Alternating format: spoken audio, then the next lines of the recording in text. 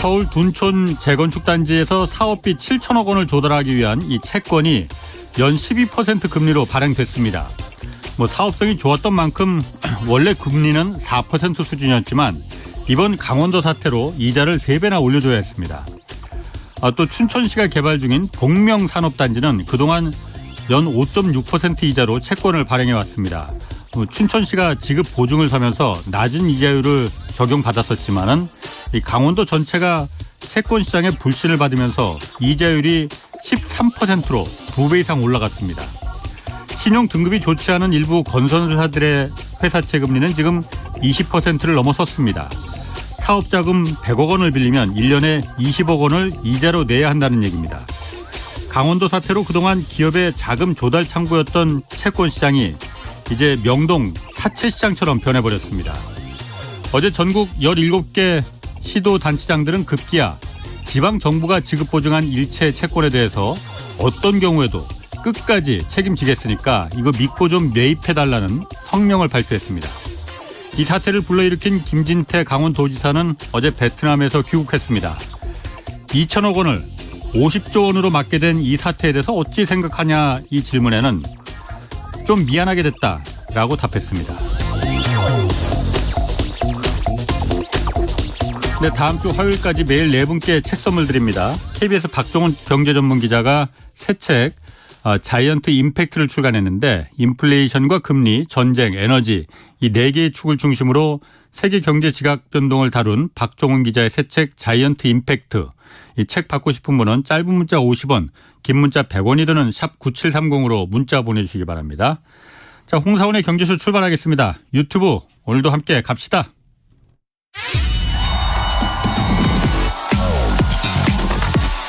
대한민국 경제 오디션 메가 경제스타 K. 여러분, 경제가 어려워서 힘드시죠? 그래서 준비했습니다. 대한민국 경제 오디션 메가 경제스타 K. 힘든 경제 상황을 이겨낸 감동 스토리, 우리 가정의 특별한 경제 공부법, 슬기로운 투자 아이디어, 경제와 관련된 이야기라면 모두 환영합니다. 총 상금 6천만 원을 준비했습니다. 여러분의 많은 참여 기다립니다. 이 프로그램은 당신의 투자의 길을 춤추게 하는 새로운 투자 플랫폼 탱고픽에서 함께합니다. 네, 대한민국 경제 오디션 내가 경제스타 K 총 상금 6천만 원 걸려 있습니다. 12월 9일까지 사연 받고 있고요. 사연은 홍사원의 경제쇼 홈페이지에 있는 내가 경제스타 K 이 메뉴에 올려주시면 됩니다.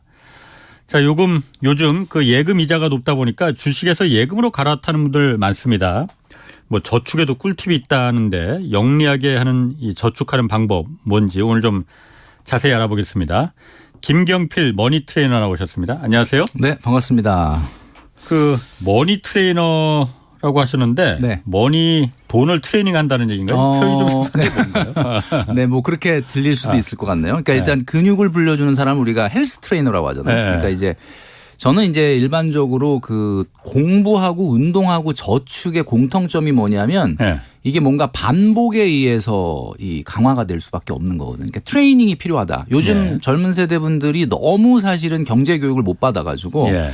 그리고 또 너무 풍족한 그 어떻게 보면 어린 시절을 보냈잖아요. 사실 80년대 이전에 태어난 분들은 그래도 약간의 어려움이 좀 있었는데 네. 그러다 보니까 뭔가 돈 관리에 대해서도 좀 트레이닝이 필요하지 네. 않겠느냐. 그런 맥락에서 이제 제가 이름을 붙인 거죠. 그래서 근육을 트레이닝 하듯이 그렇게 키우듯이 돈을 그러니까 돈 관리 능력을 좀 관리 키우는 능력을. 거죠. 알겠습니다.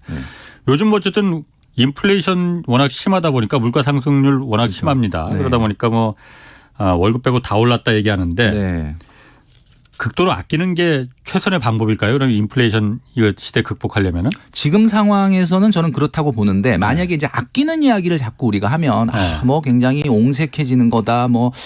진짜 좀 약간 좀 어쩔 땐 좀 약간 비참해지기도 하고 자꾸 이런 얘기 하시는데 돈을 더 벌어야지 아껴서 얼마나 아끼겠어라고 얘기하시는 분들도 있습니다. 자, 그런데 자, 그렇다면 과연 그 말씀 하시는 분이 돈을 덜 벌기 위한 노력을 하고 계시느냐? 그렇지 않거든요. 그러니까 지금 같은 상황에서는 국가도 기업도 개인도 허리띠 한 칸 정도는 졸라맨다라는 느낌을 갖고 믿고 하셔야 되는데 예. 그거조차 안 하겠다라고 하면은 안 되는 거죠. 그래서 사실은 뭐 짠테크나 절약이 모든 거를 다 해결해 줄 수는 없지만 지금 이 어려움에서는 그런 정신이 좀 필요하다라는 예. 말씀은 정말 꼭 드리고 싶어요. 일단 아끼긴 아껴야 네, 된다. 아껴야 됩니다. 아껴야 된다. 근데 어쨌든 최근에 그 책 내셨어요. 그러니까 네. 오늘은 짠테크, 내일은 플렉스. 네, 네. 여기 보면은 제가 목차를 조금 이렇게 쭉 봤는데 네. 모든 소비에는 어쨌든 소득에 걸맞는 기준이 필요하다 이렇게 말하셨거든요. 네. 이게 무슨 얘기일까요? 우리가 이제 보통 소비를 네. 할 때는 내가 어느 정도를 소비해야 되는가라는 그 기준이 본인의 소득에 맞춰져야 됩니다. 예. 근데 이 대부분 사람들이 본인의 소득에 맞춰지지 않고 인스타그램 같은 데 맞춰지고 있는 거예요. 예를 들면 그죠? 그러니까 예를 들면 뭐 내가 예를 들면 이거를 이 정도 소비해도 되느냐. 그러니까 이게 보통 우리가 그 인스 그 땡땡 거기를 보면 뭐 인스타라고 하셔도 돼요. 너무 사실은 정말 멋진 사진들이 많잖아요. 근데 이게 사실은 제가 얼마 전에 이제 어떤 캐디분한테 들었는데 우리 젊은 분들도 요즘 골프를 많이 치니까 옷을 한 5벌 가져가 가지고 골프 치는 건 관심이 없고 계속 옷을 갈아입으면서 사진만 찍는데요.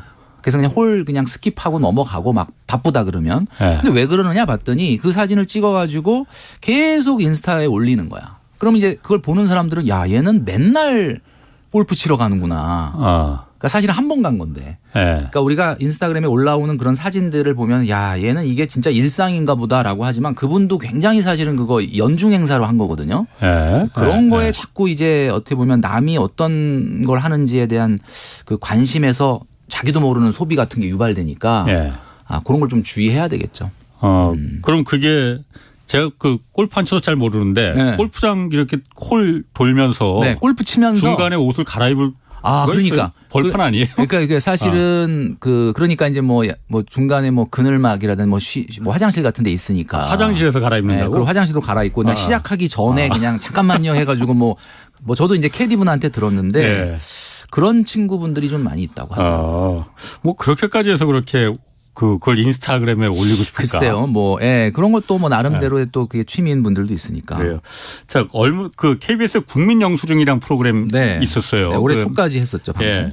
거기 나가셨잖아요. 출연하셨잖아요. 거기서 보니까 그 잘못된 소비 습관, 그 바로잡아 주는 게 있었는데. 흔히 좀 우리가 간과하게 되는 그 잘못된 소비 습관 뭐가 좀 있을까요? 요즘은 이 어쨌든 기업이 뭔가를 팔기 위해서는 굉장히 비싼 물건이지만 작게 보이게 해야 되니까 상당히 동원되는 이름 중에 하나가 바로 무이자 할부입니다.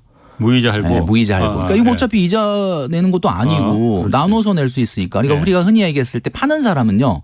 이 금액을 무조건 작게 보이게 만들어야 되기 때문에 금액을 쪼갭니다. 그러니까 예를 들면 아무리 120만 원 이러면 크다 그러는데 그냥 한 달에 10만 원만 내시면 됩니다. 이렇게 우리가 이제 그 할부를 영어로 인스톨먼트라고 하는데 이게 자꾸 쪼개는 거죠. 그렇게 보여주면은 처음에 120 그러면 난 살 수 없어 이렇게 생각하다가 한 달에 10만 원 살 수 있을 것 같은데 이렇게 생각을 하는 거잖아요. 그럴 수 있어요. 그러다 보면은 자기도 모르게 물건을 많이 사게 될 수밖에 없어요. 그래서 우리가 흔히 얘기하면 반값 세일 뭐 이런 거 하면 갑자기 야 반이나 깎아줘? 이거 안 사면 내가 손해다. 근데 아예 안 사면 100% 세일이거든요. 사실은 내가 진짜 필요한 물건이 아니었다면. 그러니까 이런 어떤 마케팅들의 사실은 이제 금융이 결합이 돼서 무이자 할부 같은 것들이 많아지다 보면 아무래도 좀 불필요한 물건을 산다.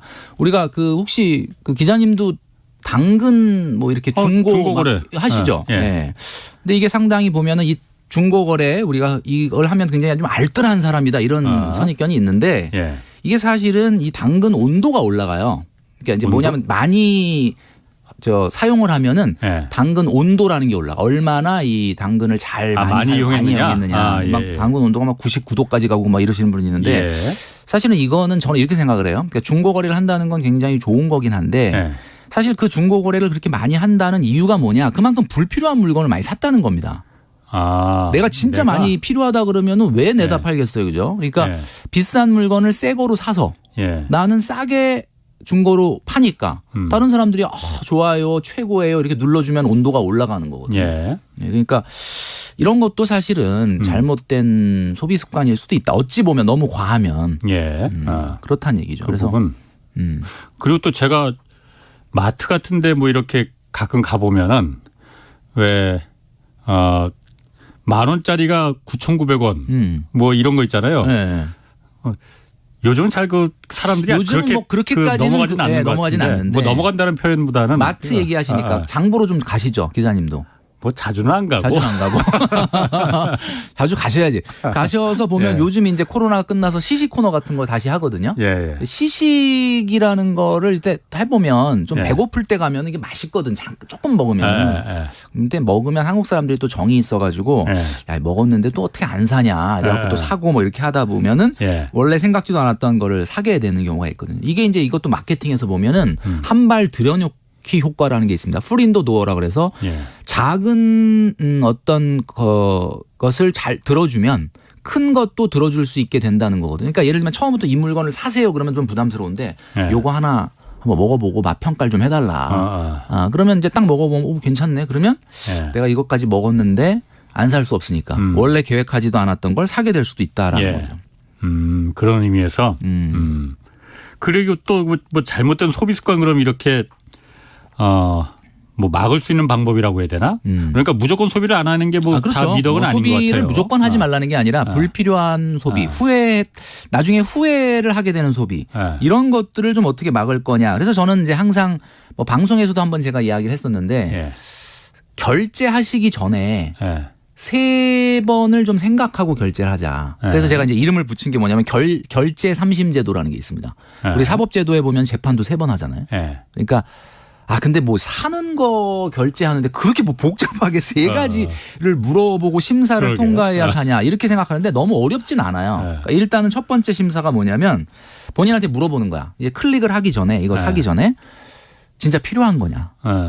사실 필요하지 않은데 사려고 하는 사람이 있나 이렇게 물어보지만 사실은 필요하지 않아도 싸면은 사요. 그러니까 그게 우리가 중고거래를 하는 이유잖아요. 나중에 보니까 별로 안 필요한 거였는데 싸서 샀네 이렇게 된 거잖아요. 그러니까 본인한테 진짜 필요한지를 물어봐라. 그러니까 이제 기자님도 이제 뭔가 쇼핑 좀 하실 거 아니에요. 이제 인터넷 쇼핑하다 보면.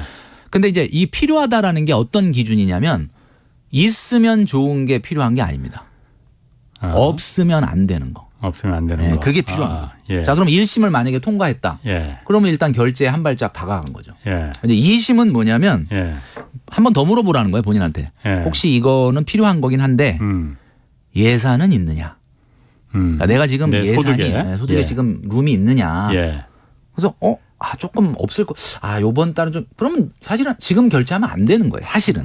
근데 있다 그러면 오케이. 그럼 예산도 있어. 그럼 필요한 건데 또 예산도 있어. 예. 마지막 3번째가 이제 소위 말하는 이제 마지막 3심이 되는 거죠. 요거는 이제 본인한테 그런데 예산도 있고 필요한 건데 대체제는 혹시 없냐? 요걸 물어보라는 거죠.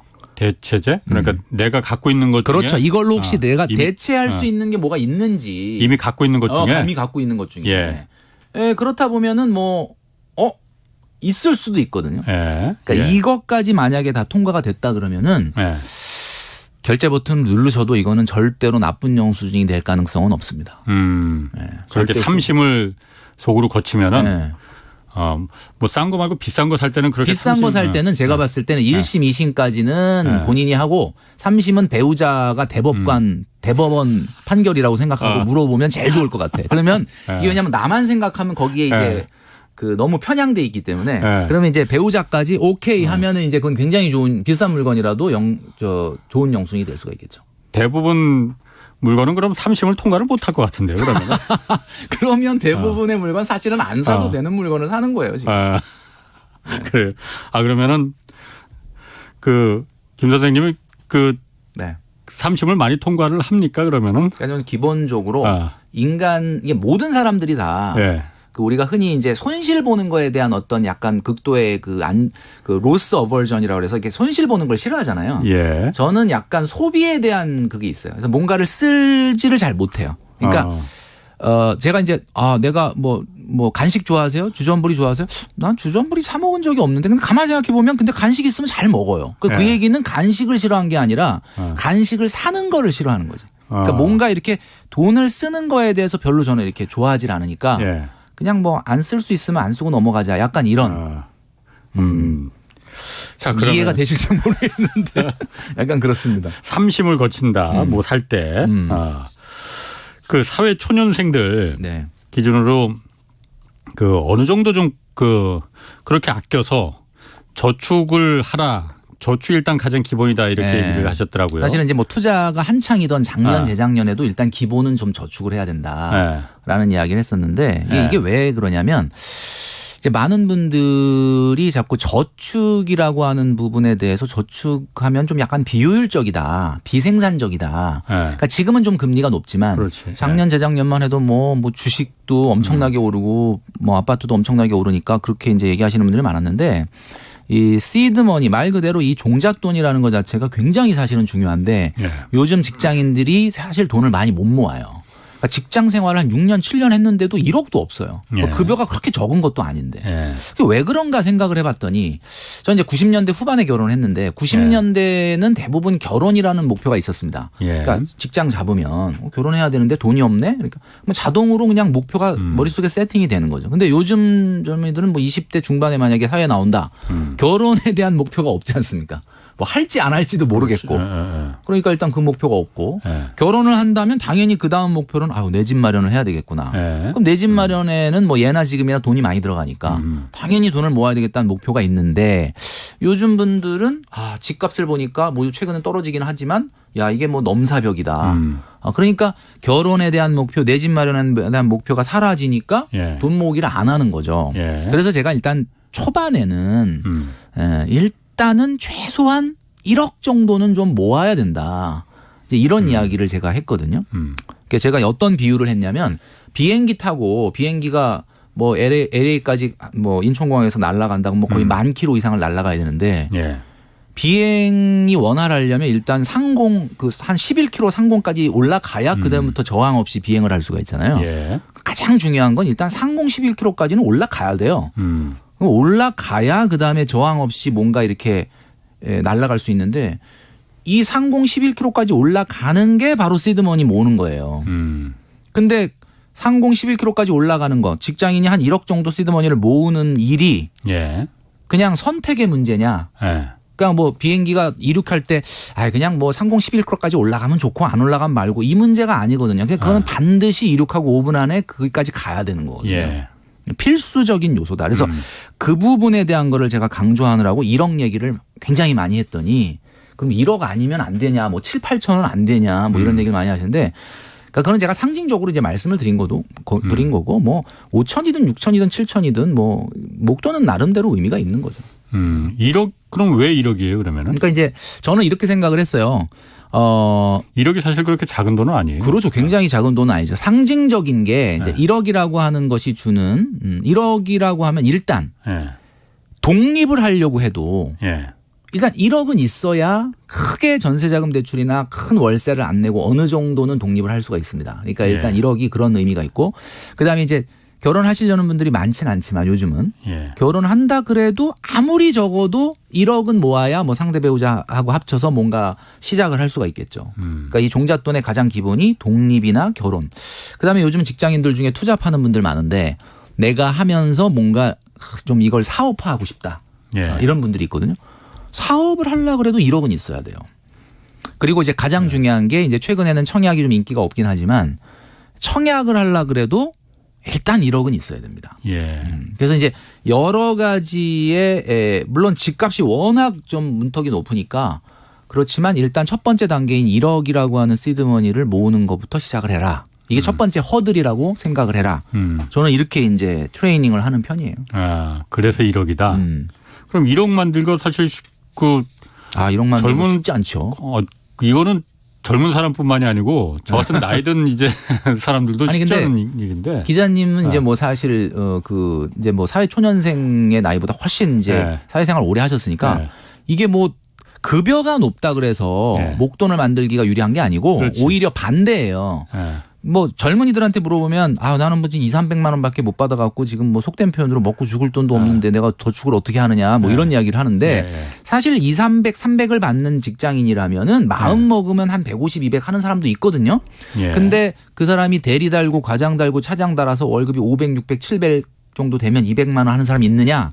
없죠. 그러니까 오히려 이거는 소득이 높아지기 전에 네. 사실은 저축을 해야 되는 거예요. 사실은. 근데 이제 그 사람들 그 젊은이들 머릿속에는 나 2, 300밖에 못 버니까 나중에 한 승진해 갖고 400, 500, 600 벌면 그때 많이 해야지. 근데 그때 되면 더 못 하는 거지. 예. 그거를 우리가 그것 때문에 이제 초반에 아무따 제가 이제 말하길 아무따 60%를 해야 된다. 아무따 60%가 뭐죠? 예. 그러니까 아무것도 묻지 말고 따지지도 말고 일단 60%로 시작을 해라. 이런 이야기죠. 본인의 그러니까 소비가 커지기 전에. 소득의 60%를 저축해라. 그러니까 예를 들면은 예. 부모님하고 같이 거주가 해결돼서 고정비가 절약되는 분은 물론 예. 소득의 어느 정도의 차이에 따라서 다를 수는 있는데 예. 60%를 목표로 해야 되는 거고 독립을 했다면 한 50% 정도는 목표를 해야 예. 된다라는 거죠. 그게 김 선생님이 보시는 저축의 그 1억을 만들 수 있는 저축의 규칙이 아무따 60이라고 보시는 그러니까 거예요. 이제 그거는 이제 소득에 따라 좀 다르긴 하는데 예. 저는 이제 이런 말을 많이 했어요. 이제 사회초년생들이 급여가 워낙 낮으니까 예. 일단 155만 원을 하자. 155만 원이 지금 금리 3.5%로 봤을 때 5년 후에 5억이 되는 저축입니다. 그러니까 무슨 얘기냐면 155만 원을 해라. 그럼 만약에 250만 원 월급 받는 친구들 같으면 그럼 한 달에 95만 원만 쓰고 저축하란 말이야 이렇게 얘기하잖아요. 예. 근데 그분한테 내가 250밖에 못 받는데 어떻게 95만 원 저축하냐라고 나한테 따지는 분이 있단 말이에요. 예. 근데 저는 이렇게 말씀드리고 싶어요. 그분 앞에서는 내가 얘기를 안 했는데 250밖에 못 버니까 지금 1억 155를 저축해야 되는 거예요. 그러니까 무슨 이야기냐면 본인이 학생 때는 95만 원보다 더 작은 금액으로 생활했었을 거야. 예. 근데 지금은 왜 95만 원 갖고 생활 못 한다고 생각하느냐? 본인이 돈을 250 버니까. 내가 250 버는데 내가 어떻게 95만 원 갖고 생활하냐. 이건 생각의 차이거든요. 예. 대한민국의 2030 청년 세대 중에 한 달에 95만 원 이하로 생활하는 사람이 몇 명이나 되느냐 뭐 통계는 없지만 엄청나게 많습니다. 그게 불가능한 게 아니거든요. 그러니까 155만 원에 목표를 담으면 꿈을 담으면 해내는 분이 있다는 거죠. 155만 원 붙잡고 5년 버티면 1억입니다. 물론 그 1억이 화폐 가치로 보면 5년 후에 1억이 뭐 지금 화폐 가치로 땡겨 보면 할인해 보면 조금 뭐 1억은 아닐 수는 있겠지만 예. 이런 정도의 스피릿 좀 정신력을 갖고 해야 된다는 거죠. 그러면은 그 저축 얘기가 나와서 그런데 요즘 어쨌든 그 다른 투자 아니고 그냥 이 은행에 넣는 게 제일 확실한 투자다. 제가 지금 막 강하게 몇 마디 이야기하시니까 지금 기자님이 상당히 충격을 먹으셨어요. 그래서 지금 표정이 지금 내가 딱 보니까 이게 너무 세다. 이래가지고 약간 지금 뭐 자녀분들이 있으시죠? 뭐 다 컸죠. 그러니까 이제 그것들이 아마 떠오르시게 될 텐데 사실 많은 분들이 이제 금리에 대한 확신이 없어요. 그러니까 지금 은행이 요즘 최근에 금리가 뭐 3% 4% 뭐 심지어는 약간의 미끼 상품 같지만 6%짜리도 있고 막 이런단 말이에요. 근데 그래도 여전히 저금리 시대를 오래 살아왔기 때문에 금리에 대한 믿음이 없는 거야. 그러니까 저게 얼마나 되겠느냐 이런 생각을 많이 하거든요.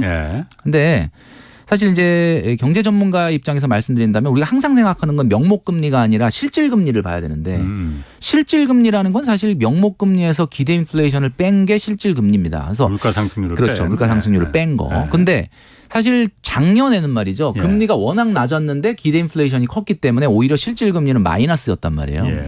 최근에도 금리는 올랐지만 아직은 기대 인플레이션이 꺾이지 않았기 때문에 금리가 그렇게 뭐 실질 금리가 엄청 높다고 볼 수는 없는데 이제 이 추세는 조만간 꺾입니다. 기대 인플레이션은 어쨌든 뭐 계속 올라갈 수는 없기 때문에. 자, 그렇다면 금융권이 금리를 빠르게 올리고 기대 인플레이션은 꺾인단 말이에요. 그러면 우리가 생각하는 실질 금리는 우리 생각보다 훨씬 사실은 높은 거예요. 이게 지금.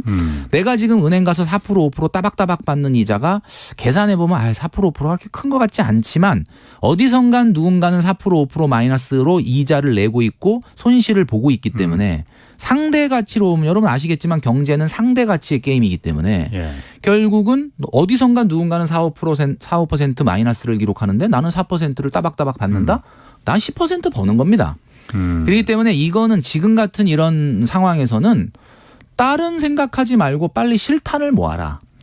현금을 빨리 모으는 것이 다음에 우리가 투자의 기회가 생겼을 때 훨씬 더 어떻게 보면은 신속하게 대응할 수 있는 힘이 생기는 거거든요. 그래서 지금은 저축을 강력하게 드라이브를 걸어야 될 때다. 저축도 그러니까 여러 가지 종류가 있잖아요. 뭐 그 꿀팁 같은 게 뭐 요즘 보면은 저축도 있다고 하던데. 글쎄 뭐 이제 뭐 꿀팁이라는 표현을 쓰기에는 사실은 예. 뭐 그 차이가 뭐 어마어마하게 나는 건 아니지만 예. 그래도 우리가 이왕 열심히 하기로 한 거니까 조금이라도 좀 도움이 되는 거를 하자. 예. 자, 그렇다면 저는 이렇게 말씀드리고 싶어요. 저축을 할 때 우리가 보통 10만 원, 20만 원, 30만 원 또는 뭐 30만 원, 50만 원, 70만 원 이렇게 하는데 이런 저축은 내가 내는 금액을 기억하기 좋은 저축 아닙니까? 아, 내가 저축 얼마 했더라? 아, 30, 50. 근데 이런 저축은 나중에 돈을 타게 되면은 목돈이 좀 이렇게 지저분해요. 예를 들면 367만 원 뭐 이렇게 나온다든지 뭐 예. 예를 들면 예. 758만 원 이렇게 나오는 금액을 타면 예. 아, 내가 고생한 내가 한 200은 쓰고 예. 500만 또 딱 묶어놓자. 뭐 예를 들면 이런 식으로 생각할 수가 있거든요. 예. 그렇게 하지 마시고 예를 들면 뭐 82만 5,420원을 저축을 해서 예. 1년 후에 딱 1,000만 원을 만들어 보자든지 응? 아니면 뭐 84만 얼마를 저축해서 1,030만 원을 만들어서 30만 원은 나 고기 사 먹고 1,000만 원은 예금을 한다든지 뭐 이렇게 나름대로 본인이 탈 때 의미를 부여한 금액을 타도록 하는 저축의 세팅이 필요하다. 그러니까 이자를 미리 고려한 그 납입금을 그렇죠. 갖다가 이건 뭐 은행 가면 다 해줍니다. 지금 이 상품 1,000만 원 타려면 얼마 내면 돼요? 이렇게. 그러니까 이제 1,000만 원 적금 만기 타는 날 1년간 고생한 나한테 뭔가 보상을 하고 싶으면 예. 한 3% 정도는 예. 나한테 보상 금액을 추가해서 1,030만 원 타는 저축을 하겠다. 이렇게 하면 은행에서 알려준단 말이에요. 예. 그러면 요즘 또 모바일이 잘 돼 있어 모바일로 다 계산이 되고 예. 그러면 이제 1,030만 원 딱 타면 30만 원은 뭐 우리 한우 사 먹으러 가고 1,000만 원은 다시 뭐 재투자한다든지 예. 뭐 이런 방법 이런 것도 좀 재미있게 본인한테 좀 보상을 하면서 저축하는 방법일 수 있죠. 그게 뭐 어떤 동기나 성취감 같은 게 더 그럼 있게 되나 보죠? 당연히 더 있죠. 그래요? 그렇게 되는 거죠. 예. 저도 대충 회사에서 이제 KBS에서 월급 받는 거 중에서 일정 금액 이제 그 회사 맑은거라고 있어요. KBS는 예. 거기 이제 옛날부터 거기 그냥 일정 부분은 그러니까 이 돈은 어차피 있어도 그만 없어도 그만 그러니까 있으면 더 좋겠지만은 네. 없어도 그러니까 생활하는데 큰 불편이 없다라고. 강제 저축이라고 하는 거죠. 그게 강제 저축. 그러니까 내 마음의 강제 저축이지. 그렇죠. 예. 그런데 그게 그렇게 몇만 원을 1,000만 원을 목표로 해서 뭐 52만 얼마 이렇게 하지 않고 그냥 편하게 50만 원씩 끊고 이렇게 내고 그래서 이제 그러는데. 언젠간 타신 적이 있잖아요. 타셨잖아요. 한 3년 만에 계속 타니까. 탔죠. 예. 탔을 때 금액은 딱 떨어지진 않고 좀 이렇게 물론 뒤에 그렇지. 이렇게. 예. 그렇죠. 그래도 좋긴 좋던데 기분이 한꺼번에 받으면은. 그러니까 이제 우리가 저축하는 게 기분 좋으라고 하는 건 아니고 이제 뭔가 이게 돈이 부서지지 않고 어디에 흘리지 않고 뭔가 예. 계속 자산으로 재투자되는 것을 우리는 목표로 해야 되니까. 그렇군요. 또 그 책에 보니까 2030 세대가 그 네. 내 집 마련하기 위해서 6개의 스톤이 필요하다. 네. 6개의 그 디딤돌을 네. 말하는 거더라고요. 그리고 기자님이 영화를 잘 안 보시나 본데 6개 스톤 그러면은 일반 우리 젊은 우리 청취자 여러분들은 6개 스톤 그러면 이제 그 타노스의 6개 스톤을 기억하실 텐데 타노스가 뭐지? 네. 그러니까 우리가 그 어벤져스라는 영화 있었지 않습니까? 예, 어벤져스. 거기에 보면은 그 제가 보지는 않았어요. 엔드게임 뭐 이런 데 보면은 그 아주 그 빌런이 하나 나오는데 예. 거기에 이제 타노스라는 빌런이 있고 그 빌런이 6개 스톤을 모아가지고 인류를 멸망시키고 뭐 그런 내용이 나와요. 그래요? 근데 이제 디딤돌 아니구나. 6개 스톤이 그 예. 강력한 힘을 주는 예. 어떻게 보면 그 보석이죠. 보석인데 예. 제가 얘기한 건 6개 스톤이 필요하다라는 거는 이제 이런 의미예요. 그러니까 내 집 마련을 위해서 6개 스톤이 꼭 있어야 된다는 게 아니라 6개가 있으면 상당히 유리하다. 예. 그러니까 이제 이거는 뭔가 좀 위화감을 조성하려고 한 말이 아니라 그러니까 내 집 마련을 가는 데 있어서 핵심이 지금 세대가 무엇인지를 보여주기 위해서 이야기한 거죠. 6개 스톤의 내용을 제가 소개시켜드리면 첫 번째 6개의 스톤이 있으면 유리하다는 거예요. 자, 첫 번째가 고소득. 그러니까 고소득이란 스톤이 있으면 굉장히 유리하죠. 뭐 당연한 얘기인데. 네. 그다음에 두 번째는 부모 찬스. 부모 찬스가 있으면은 또 이게 금수저면은 유리하다. 네. 그러니까 뭐 약간은 그러니까 뭐 금수저까지는 아니라 하더라도 부모님이 이렇게 조금 집 살 때 지원해 주는 분들이 지원할 수 있는 분들이 또 있고 그렇지 않은 분들이 있죠. 그다음에 이제 세 번째 스톤이 맞벌이에요.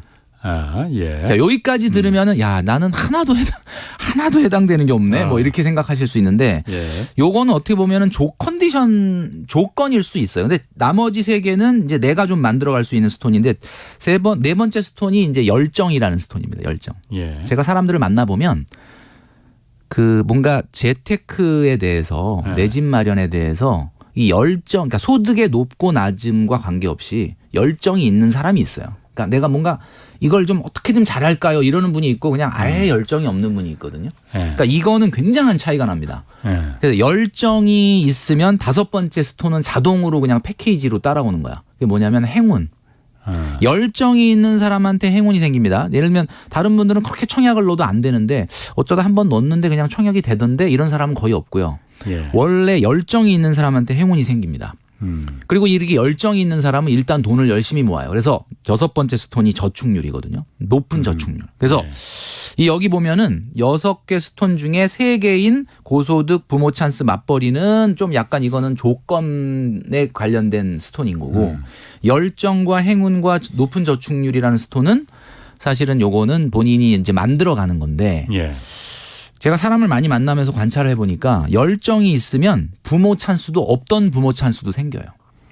어떻게? 그러니까 이제 뭐 근본적으로도 뭐 자녀를 지원해주지 못하는 분들도 많이 있는데 예. 사실은 그냥 아예 우리가 이제 부모 세대가 이제 뭐 돈이 많아서 뭐 지원해준다기보다도 이렇게 열심히 재테크를 하고 내 집 마련을 하려는 자녀한테는 뭐 이렇게 조금 뭔가 더 밀어주고 싶은 그런 부분이 있기 때문에 예. 제가 이제 많은 사례들을 접하다 보면은 우리 부모님이 이렇게 날 뭐 이렇게 집 살 때 도와줄 줄 몰랐는데 예. 자기가 워낙 열심히 저축도 하고 계획도 세우고 막 발버둥을 치니까 예.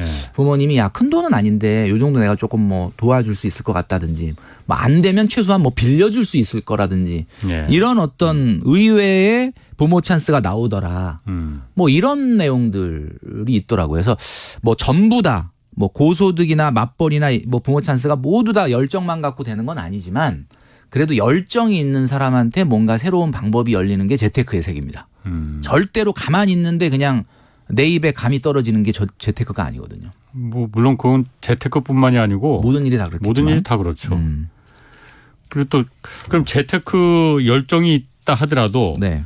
열정은 있는데 잘못 알고 있는 그 상식 때문에 재테크에 실패하는 케이스도 책에 적어놓으셨어요. 진짜 많죠. 예. 아. 그러니까 이제 사실은 제가 작년 여름에 예. 코스피 미국 주식도 굉장히 높고 코스피도 뭐 3,161대 이제 뭐 유튜브 좀 메이저 유튜브에 나가가지고 내년 정도에는 아마 2,400 정도까지 떨어질 거고 상당히 큰 조정이 올 거니까 그동안에 이제 주린이 여러분들 많이 돈을 벌었다 그러면 이 정도에서 현금으로 바꿔야 된다. 예. 이 얘기를 했다가 상당히 좀 일파만파 욕을 많이 먹었어요. 왜냐하면 한창 3,160 가고 있는데 좀 무슨 찬물을 꼈는 소리냐 네. 이런 이야기를 했는데 저는 이제 대학생 때부터 주식시장을 봐왔고 뭐 약간의 투자도 했었지만은 주식시장이라고 하는 이 속성은 최근에 들어온 개인 투자자들은 오르는 것만 봤기 때문에 잘 모르시는데 주식의 이제 가장 잘못된 재테크 상식 중에 하나가 이겁니다. 주식에 장기 투자하면 반드시 오른다. 이게 가장 잘못된 투자 상식이거든요. 그러니까 이제 장기 투자가? 네, 장기 투자가. 네. 이게 이제 상당히 의외라고 생각하시는데 그러니까. 네. 우리나라에 이제 10년 전에 코스피 기업 중에서 네. 10개의 그 핵심적인 그 종목 10가지를 뽑아서 10년 수익률을 보면요. 예. 7월 기준. 그러니까 지금은 아니고 이제 7월 기준. 그러니까 지금은 사실은 더 떨어졌죠. 네. 7월 기준으로 봤을 때 삼성전자와 네이버만 빼고 8개 기업은 싹 다 마이너스입니다. 그러니까 10년 동안을 투자했고 그 기업은 다 우량 기업이라고 추천을 했던 기업인데 예. 뭐 예를 들면 포스코나 현대차 포함해가지고 이게 10년 수익률이 마이너스예요. 근데 마이너스는 근데 여기서 인플레이션 감안 안 한 거거든요. 인플레이션까지 감안하면 사실은 거의 반토막. 자, 그럼 이런 현상이 왜 발생? 그러면 지금 코스피에 있는 이 우량주라고 추천받았던 10개 종목이 뭐 회사가 지금 뭐 성장을 안 하거나 돈을 못 버는 회사도 아닌데 예. 왜 주가는 이렇게 안 올라가느냐? 이제 여러분들이 가장 꼭 아셔야 되는 거는 주가라는 것은 돈을 번다 그래서 올라가는 게 절대 아닙니다.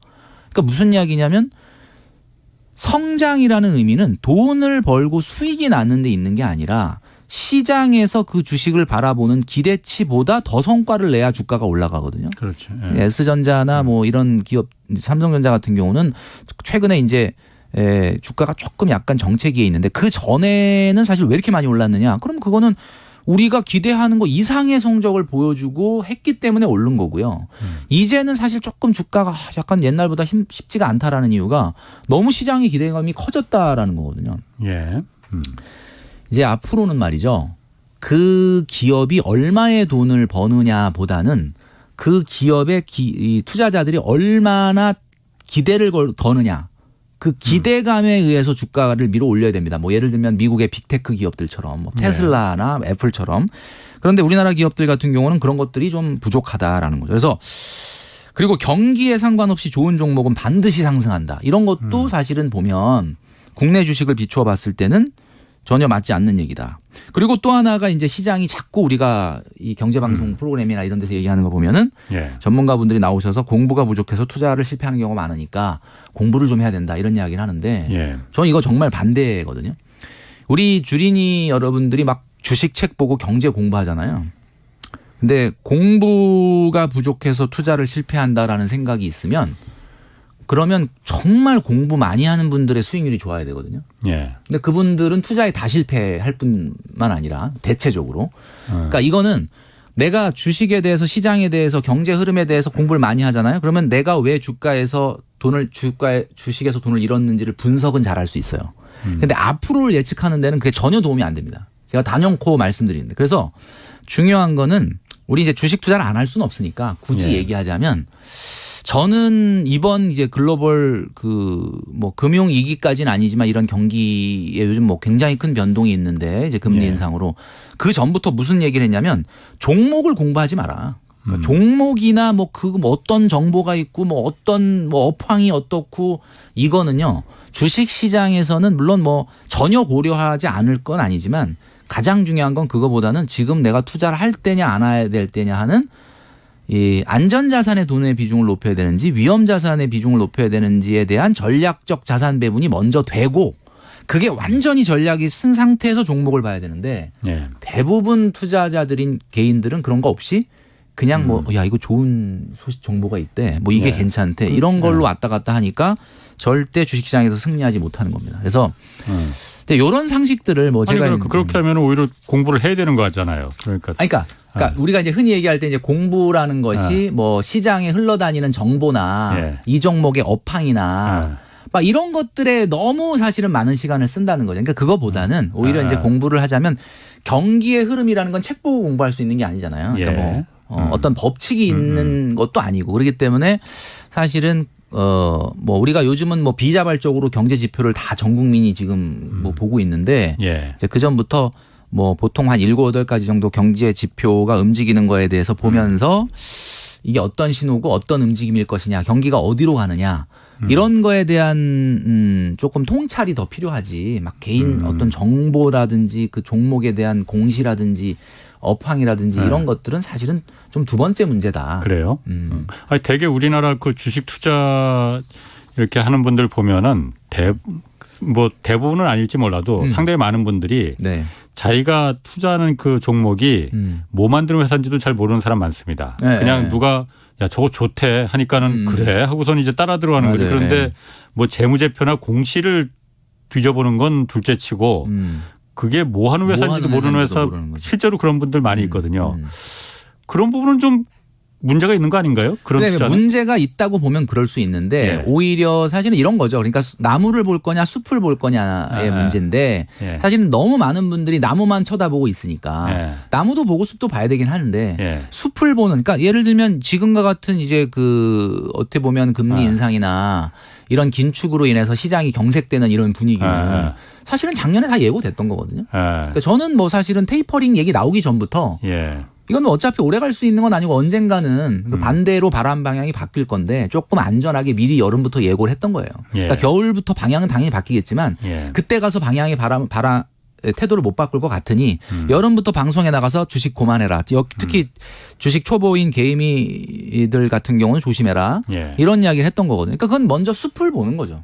바람의 방향이 어떻게 바뀔 거. 그러니까 숲을 먼저 보고 나서 그 다음에 이제 뭔가를 생각을 해야 되는데 그런 전체적인 흐름을 먼저 보고 당연하죠. 이 시장에 이 흐름에 지금 따라갈 거냐 아니면 빠져나갈 거냐. 개인적으로 그래서 주식을 2021년 1월에 다 뺐거든요. 그러니까 그 실제로 긴축의 어떤 사인이 시작됐던 테이퍼링 발언 되기 거의 한 10개월 전부터 벌써 저는 주식을 뺐어요.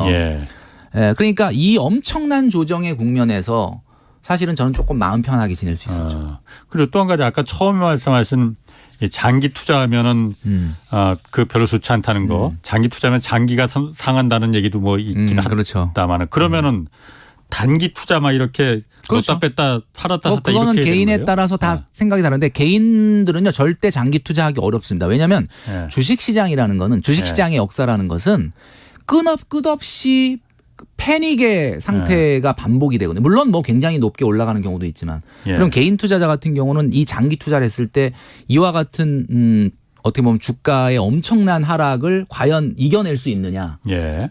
저는 불가능하다고 봅니다. 대주주가 아니고서는. 그래서 저는 굳이 제가 봤을 때는 개인 투자자라면 예.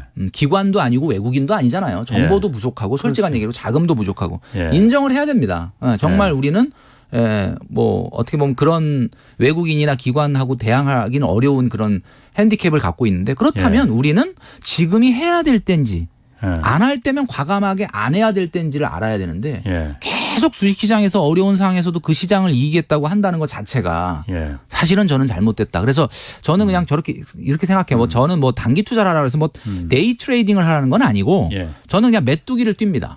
그러니까 메뚜기를 뛴다는 게 뭐냐? 시장의 바람이 방향이 바뀔 것 같으면 그냥 속된 표현으로 그냥 아무거나 그냥 사도 숟가락만 얹어놓으면 올라간다라는 시장에서는 열심히 해요.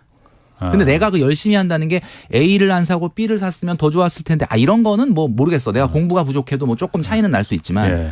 그땐 열심히 합니다. 그런데 뭔가 느낌이 야 이제 저기 터널이 좀 보일 것 같다 그러면 터널 한 1km 전부터 일단 뺍니다. 안 해요. 예. 그리고 터널에 들어갔을 때 주식을 사야 되거든요. 터널에서 깜깜하잖아요, 진짜. 터널 안에서. 그런데 터널에서 언제 사야 되냐면 저기 진짜 멀지만 여기 약간 빛이 와 저기 저쯤 가면 그때 주식을 사야 됩니다. 근데 대부분 사람들이 터널에서 사야 된다는 건 아는데 예. 터널은 더 깜깜하니까 예. 그걸 안 하는 거지. 근데 이제 지금의 경제 상황은 주가도 많이 하락했으니까 그럼 지금 이제 터널에 들어왔으니까 어느 정도 이제 좀 주식을 슬슬 포트에 담아야 되는 거 아니냐 뭐 이런 얘기 하는데 예. 저는 아직 터널에 안 들어갔다고 보거든요. 그럼 김 선생님은 작년 2월에 이제 그 테이퍼링 들어가기 전에 그 테이퍼링 시작하기 전에 다 네. 주식을 팔았다고 네, 하셨는데 팔았죠. 네. 이제 그냥 개인적으로 궁금해서 그런데 네. 언제 그럼 다시 주식을 사실 예정이세요?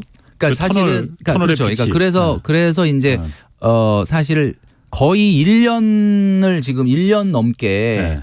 그 주식 계좌에 돈을 안 넣어놨더니 이제 휴면 계좌라고 왔더라고요. 그래서 이제 다시 이제 살려놓고 사실은 올 이제 여름부터 돈을 조금 넣어놨었어요.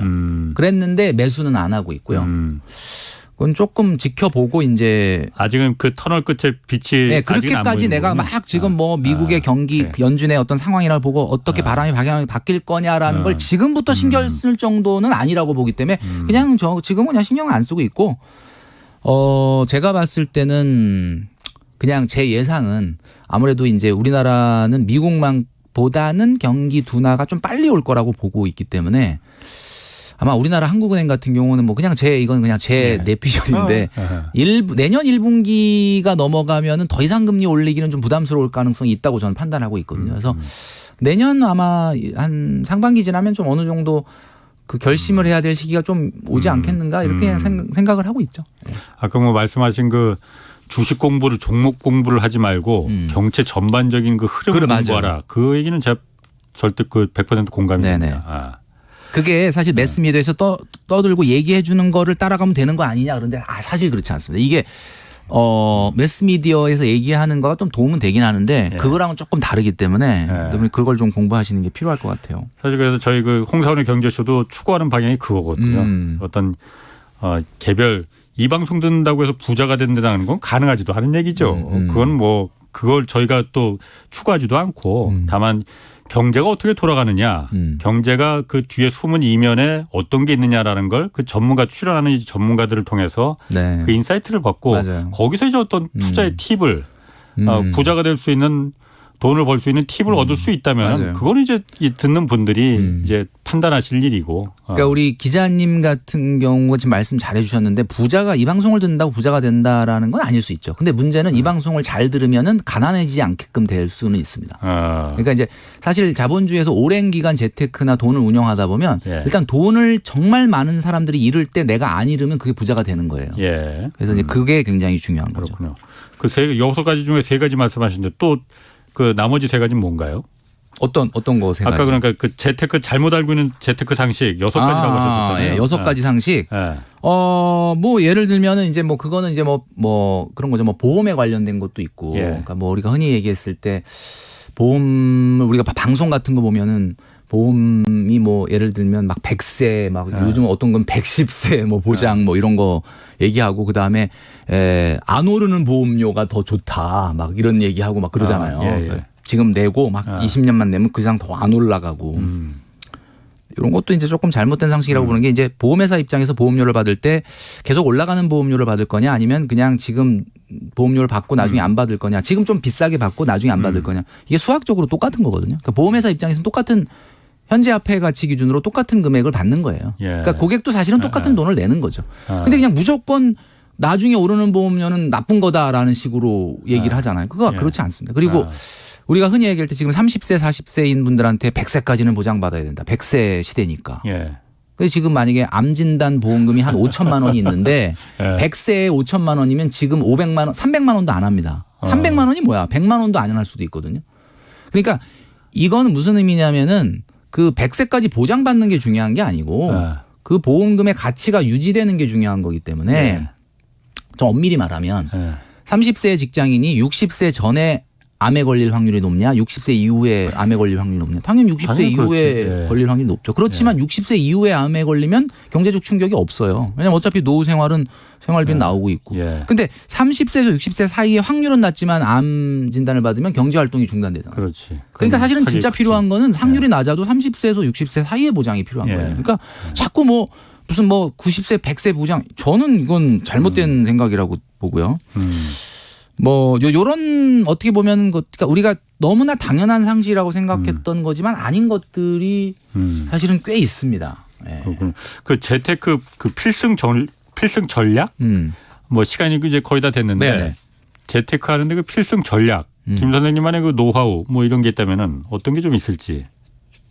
필승 전략이요. 하, 진짜 제가 이제 유튜브 프로그램을 하나 맡았는데 그 유튜브 프로그램 이름이 필전 필승입니다. 필전 필승. 전. 필전. 필전 필승. 그러니까 돈에 있어서만큼은 좀 잘 승리하자. 지었다.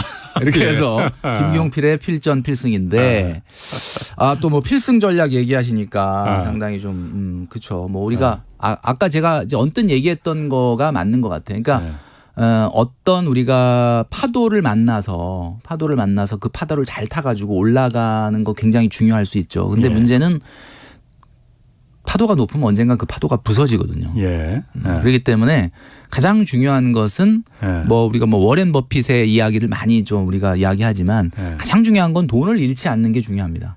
그러니까 모든 투자에서 가장 중요한 건 내가 이 투자를 할 때 과연 일단 무엇이 담보돼야 되느냐.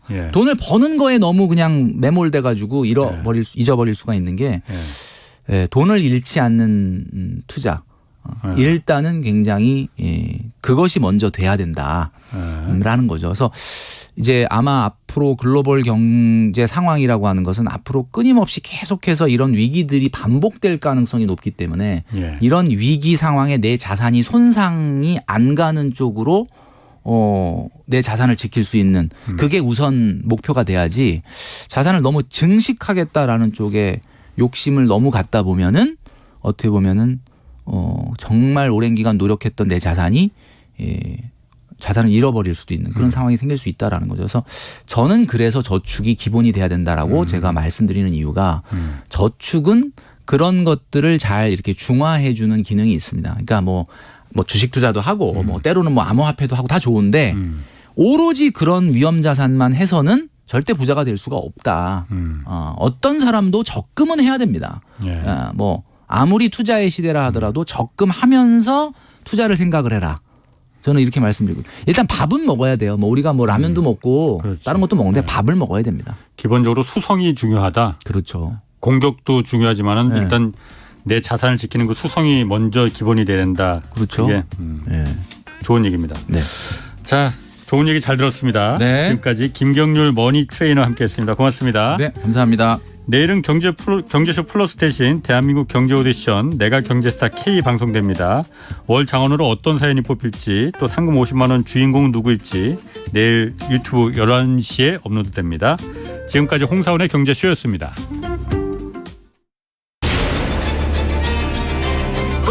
K 드라마, And the Oscar goes to Parasite. K 무비, K 팝. 세계를 뒤흔들고 있는 K 열풍. 이제 최경영의 최강 시사